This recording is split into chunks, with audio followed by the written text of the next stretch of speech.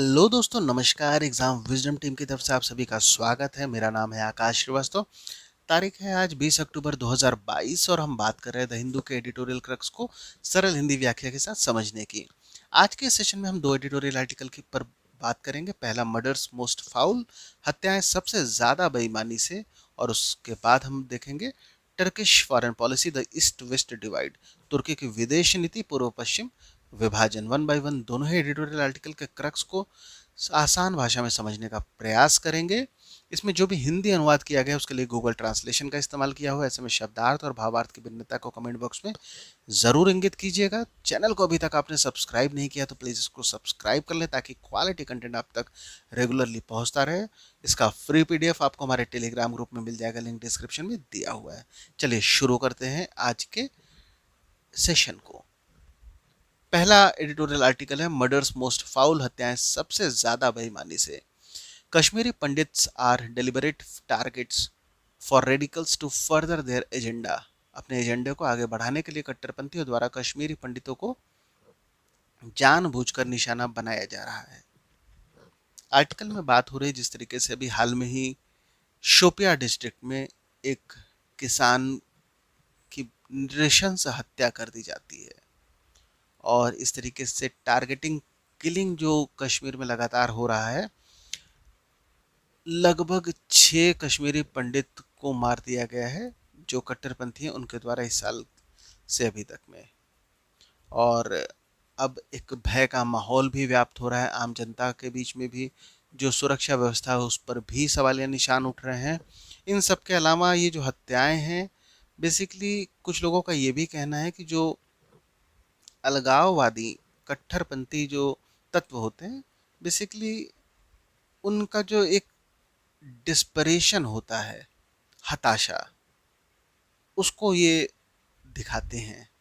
क्योंकि अब जो कट्टरपंथी उनका ये प्रयास है कि किस तरीके से घाटी में एक डर का माहौल फैलाया जा सके, और उसी को ध्यान में रखते हुए ये लगातार ऐसी घटनाओं को अंजाम दे रहे हैं। आगे ये बात कही जा रही है कि जो अलगाववादी कट्टरपंथी संगठन हैं उनके द्वारा जो ये टारगेटेड हत्याएं हो रही हैं, उनके रीजन में ये कहा जा रहा है जिस तरीके से जो जम्मू एंड कश्मीर की स्टेटस को था, पोजीशन उसको चेंज कर दिया गया है। आर्टिकल 370 जो हटा दिया गया, उसके ही प्रतिशोध में ये सब हत्याएं हो रही हैं। और उनका निशाना कौन बन रहा है? आम नागरिक, असहाय नागरिक, चाहे वो बाहर से आए आकर काम करने वाले मजदूर हो, किसान हो, सरकारी अधिकारी हो। ऐसे में 1990 के दशक के जो डर का माहौल था वो लोगों के बीच में उसकी यादें ताज़ा हो जा रही हैं। और चूंकि घाटी में पुनर्वास के लिए जो कश्मीरी पंडितों की बात हो रही थी, उस पर भी कहीं ना कहीं लोगों के बीच में जब डर ज़्यादा बैठ जाएगा तो उस पर भी अंकुश लग सकता है।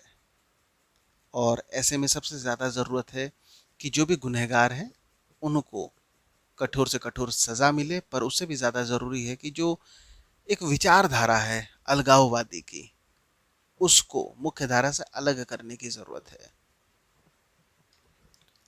और जिस तरीके से जो हमला है और हत्याएं हैं, ये अब इसमें चूंकि धारा 370 हटे हुए भी समय हो चुका है, बावजूद उसके अभी भी जो सुरक्षा व्यवस्था है वो पूरी तरीके से दुरुस्त नहीं नज़र आ रही है। तो ऐसे में कहीं ना कहीं जो केंद्र सरकार है उसकी भी विफलता नज़र आती है। आगे जिस तरीके से कश्मीर में ये हत्याएं हो रही हैं, उसमें ये भी बात हो रही है कि जो पूरी कश्मीरी राजनीति है वो कहीं ना कहीं कमज़ोर पड़ रही है, और ज़्यादा प्रभावी वहाँ पर जो धार्मिक तत्व होते हैं, धार्मिक ध्रुवीकरण जो होते हैं, उसका प्रभाव बढ़ रहा है। और जिसकी वजह से जो हिंसक कट्टरपंथी जो तत्व हैं उनका उदय हो रहा है, और इस तरीके से जो हत्याएं होती हैं वो इन्हीं के परिणाम स्वरूप देखने को मिल रही हैं। चूंकि कश्मीर में जो सरकार है वो इलेक्टेड गवर्नमेंट नहीं है, थोपी हुई सरकार है। ऐसे में जो आम नागरिक हैं उनके बीच में जो सरकार के प्रति एक विश्वास होता है उसकी निश्चित तौर पर कमी देखने को मिलती है। और कहीं ना कहीं ये एक बहुत बड़ा कारण है कि भारत का मुकुट कहा जाने वाला कश्मीर एक सबसे संघर्ष प्रांत के रूप में पहचाना जा रहा है, जहां पर अलगाववाद और ज़्यादा बढ़ता हुआ दिख रहा है। अगले आर्टिकल में बात होगी Turkish foreign policy, the east west divide, तुर्की की विदेश नीति, पूर्व पश्चिम विभाजन। Politics, geopolitics and Ottoman glory are what are shaping the Erdogan driven Turkish foreign policy outlook. राजनीति, भू राजनीति और तुर्क महिमा एर्दोगान द्वारा संचालित तुर्की विदेश नीति आउटलुक को आकार दे रहे हैं। पूरा आर्टिकल वर्तमान समय में जो तुर्की है उसकी विदेश नीति पर आधारित है। किस तरीके से राष्ट्रपति एर्दोगान साहब तुर्की की विदेश नीति को आगे बढ़ा रहे हैं, ग्लोबल पॉलिटिक्स में तुर्की को एक सेंटर स्टेज में लाने का उनके द्वारा लगातार प्रयास हो रहा है। ईस्ट और वेस्ट के बीच में आज के समय पे जो रशिया यूक्रेन वॉर के बाद से एक गैप देखने को मिल रहा है, वहां पर तुर्की एक ऐसे देश के रूप में उभर रहा है जो कि इस क्षेत्रीय कूटनीति के केंद्र में है। अब एक तरफ जहां एर्दोगान साहब सऊदी अरेबिया, इजिप्ट और यूएई के साथ मीटिंग करते हैं, वहीं दूसरी तरफ इसराइल के साथ, माफ कीजिएगा, इसराइल के साथ भी वो अपने संबंधों को पुनर्निर्माण करने से नहीं चूकते। और सबसे चौंकाने वाली बात तब आती है जब सीरिया के राष्ट्रपति बशर अल असद, जिसे भी इनकी मुलाकात होती है, और एर्दोगान साहब द्वारा ये कहा जाता है कि राजनीति में कोई भी परमानेंट नहीं शत्रु होता है, नहीं राजनीति में कोई भी नाराजगी होती है। और इन सब के बाद ये भी बात हो रहा है, चूंकि जो तुर्की है एक नाटो मेंबर कंट्री है, और जब स्वीडन की मेंबरशिप की बात होती है नाटो में, तो वहां पर तुर्की काफी ज्यादा कठोर रुख इख्तियार करता है। जब कुर्दिश लीडर की बात होती है, जिसको कि तुर्की द्वारा टेररिस्ट बुलाया जाता है, और चाहे ग्रीस के साथ जब इसके संबंध, इसके टकराव की बात होती है, जबकि ग्रीस और तुर्की दोनों ही नाटो मेंबर हैं, तुर्की को इस बात की भी चिंता है कि लगातार ग्रीस और यूएस के जो संबंध हैं वो निकट होते जा रहे हैं।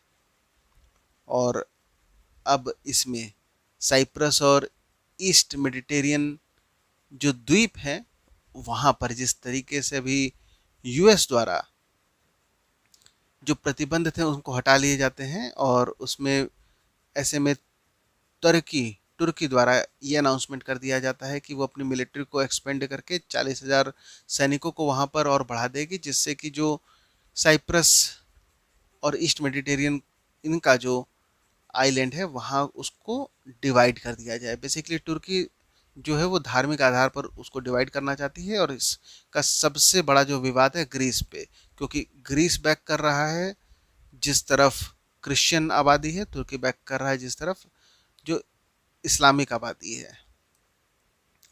अब इन सब के बाद आगे ये भी बात हो रही जिस तरीके से लीबिया गवर्नमेंट के साथ तुर्की एक एग्रीमेंट करता है हाइड्रोकार्बन रिसोर्स को निकालने के लिए, उससे भी ग्रीस प्रोवोकेट होता है। तुर्की इस बात की पुष्टि करता है कि वो एकमात्र ऐसा नाटो मेंबर है जो कि वर्तमान समय में रशिया और यूक्रेन के बीच में मध्यस्थता कर सकता है। और बिल्कुल ऐसा हुआ भी, जब बात आई खाद्यान्न संकट की, तब वो तुर्की ही था जिसकी मध्यस्थता के बाद रूस और यूक्रेन दोनों रेडी हो गए कि जो अनाज के जो शिप होते हैं उनको सेफ पैसेज दिया जाएगा। और बात हो रशिया टर्किश टाइज की, तो बेसिकली ऐसा नहीं है कि सब कुछ अच्छा ही अच्छा है।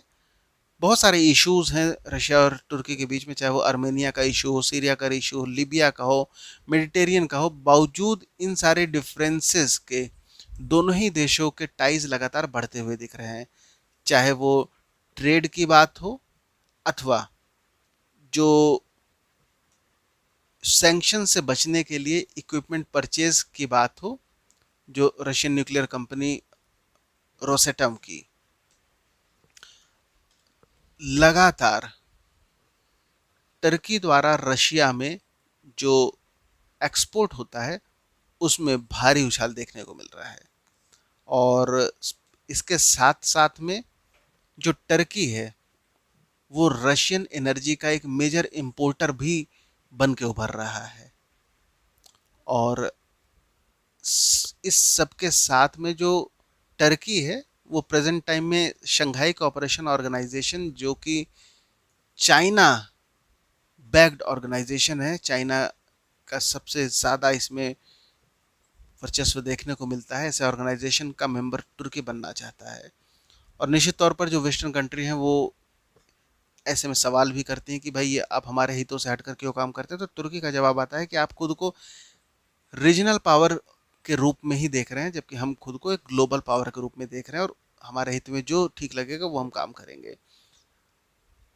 इन्फ्लेशन की बात हो तो तुर्की में इस समय भयंकर इन्फ्लेशन भी है, 80% से ऊपर। अगले साल इलेक्शन होने वाले हैं, ऐसे में कई लोगों का ये भी कहना है कि जो एर्दोगान साहब लगातार तुर्की को वैश्विक पटल पर केंद्र बिंदु में लाने का प्रयास कर रहे हैं, कहीं ना कहीं उसके पीछे इलेक्शन भी रीज़न है, महंगाई से लोगों का ध्यान हटे ये भी रीज़न हो सकता है। और ऐसे में ये भी कुछ लोगों का कहना है कि ऐसा भी संभव हो सकता है कि एक बिगर गेम प्लान एर्दोगान साहब के दिमाग में चल रहा हो, जहाँ पे जिस तरीके से ओटोमन एम्पायर फैला हुआ था उस गोल्डन इरा को ये लाना चाहते हो वापस। अब जब वो ग्रीस से जो कर्डिश विरोधी हैं उनसे जब टकराव करके जो अपने घरेलू राजनीति को चमकाते हैं, जो घरेलू राष्ट्रवादी उनको खुश करते हैं।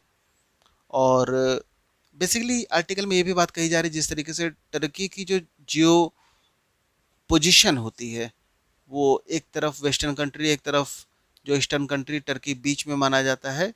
तो आज के समय पे राजनीति में भी जो ग्लोबल पॉलिटिक्स की बात आती है तो एर्दोगान साहब ऐसा प्रयास कर रहे हैं कि टर्की को एक जो सेंटर ऑफ पॉलिटिक्स बना दिया जाए ग्लोबल पॉलिटिक्स का, जब वो वेस्टर्न और ईस्टर्न डिवाइड की जहां पर बात आए। अब इसके साथ आगे ये भी बात कही जा रही है कि ऐसा नहीं है कि तुर्की जब मित्र देशों के काम कर रहा है तो अपने हित को भूल जाता है, चाहे वो रशिया और ईरान की ही क्यों ना बात हो, लेकिन जब तुर्की के हित की बात होती है तो वो इनसे भी दूरी बना लेता है।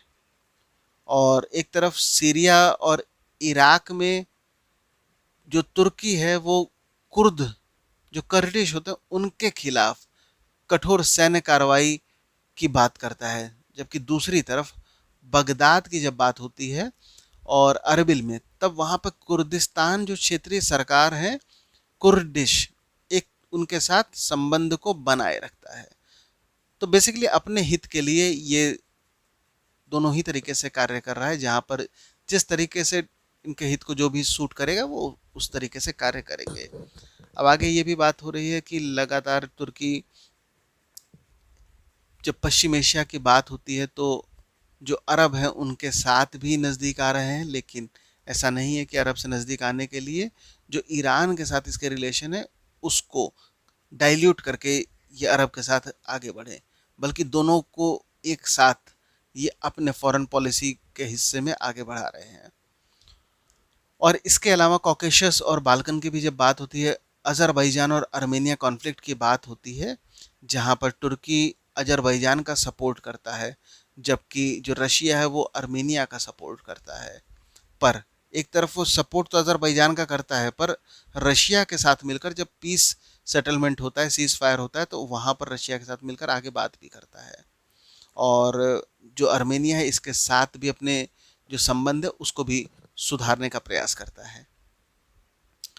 अब आगे ये बात कही जा रही है कि एर्दोगान साहब की जो फॉरेन पॉलिसी है आज के समय पे, वो जो अर्स्टवाइल ऑटोमन एम्पायर था उसकी जो ग्लोरी थी, उसके एलिमेंट को ये साथ में लेकर चल रहे हैं और पॉलिटिक्स और जियोपॉलिटी को एक साथ किस तरीके से कुशल उपयोग उसका हो सकता है, उसको करने का प्रयास कर रहे हैं और काफ़ी हद तक सफल भी दिखते हैं।